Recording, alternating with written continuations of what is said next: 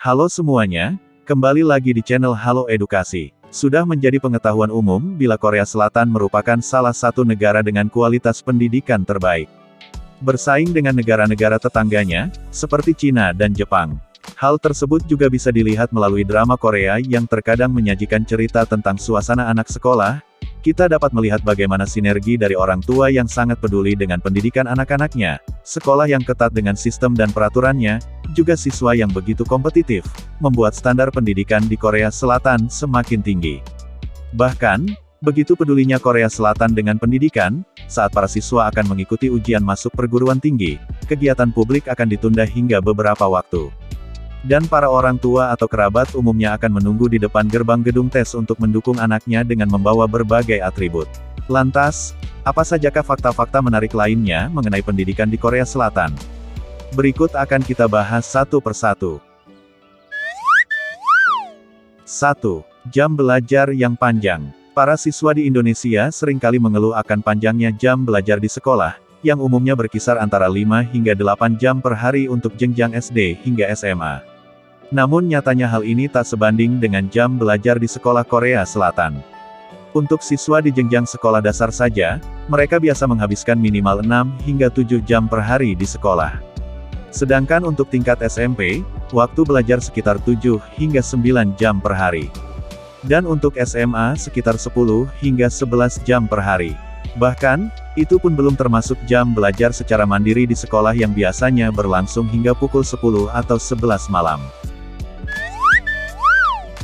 2. Les atau bimbingan belajar. Setelah menghabiskan waktu berjam-jam duduk belajar di sekolah, para siswa di Korea Selatan umumnya akan mengikuti bimbingan belajar sepulang sekolah. Terutama untuk siswa di tingkat SMA. Dapat dikatakan, masa terberat pelajar di Korea Selatan adalah saat berada pada tingkat SMA.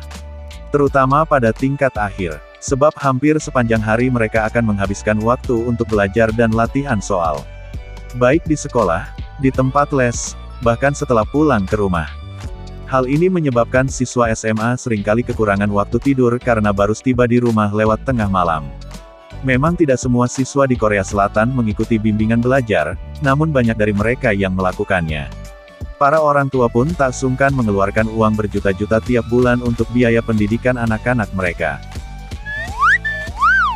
3. Mata pelajaran. Untuk jumlah mata pelajaran, Korea Selatan dan Indonesia tak berbeda. Ada beberapa mata pelajaran penting seperti matematika, bahasa Korea, bahasa Inggris, juga IPA dan IPS. Dengan mata pelajaran tambahan seperti seni dan olahraga.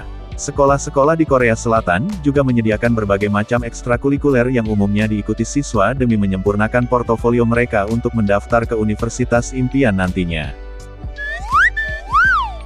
4. Fasilitas pendidikan yang lengkap. Menjadi salah satu negara dengan kualitas pendidikan terbaik, serta menjadi negara dengan perkembangan teknologi yang demikian pesat, tak mengherankan jika sekolah-sekolah di Korea Selatan dilengkapi berbagai fasilitas elektronik. Seperti LCD yang sudah terinstal di tiap kelas serta proyektor dan komputer-komputer canggih yang menjadi media belajar. Tak hanya itu, fasilitas seperti perpustakaan, gimnasium, dan bahkan kantin di sekolah-sekolah Korea Selatan pun begitu memadai. Membuat para siswa nyaman dalam menempuh pendidikan. 5. Tes masuk universitas. Waktu belasan jam yang para siswa SMA habiskan untuk belajar sebetulnya tujuannya adalah untuk bisa masuk universitas. Sebab tingkat kesulitan tes masuk perguruan tinggi di Korea Selatan, terutama top 3, sangatlah tinggi. Top 3 universitas di Korea Selatan dikenal dengan sebutan SKY. Singkatan dari Seoul National University, Korea University, dan Yonsei University. Begitu sulitnya menembus 3 universitas ini, digadang-gadang hanya 1% orang Korea Selatan yang dapat masuk Seoul National University. Karena penting dan sulitnya tes masuk inilah yang membuat hari tes masuk universitas tersebut sangatlah istimewa. Segala sesuatu yang dapat mengganggu konsentrasi para peserta tes akan ditunda atau ditangguhkan sementara.